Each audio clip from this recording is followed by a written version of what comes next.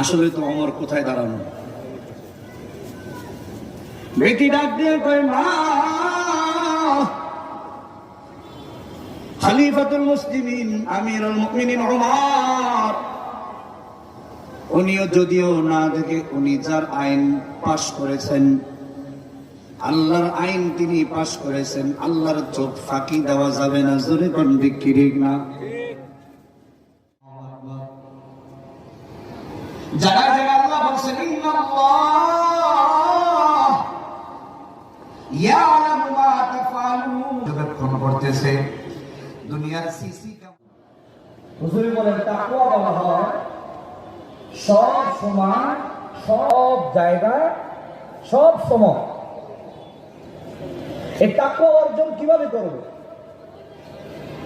আল্লাহ তাআলা স্বয়ং নিজে কোরআনে কারীমে তাকওয়া অর্জনের এক নম্বরের পদ্ধতি, ওয়াবতাগু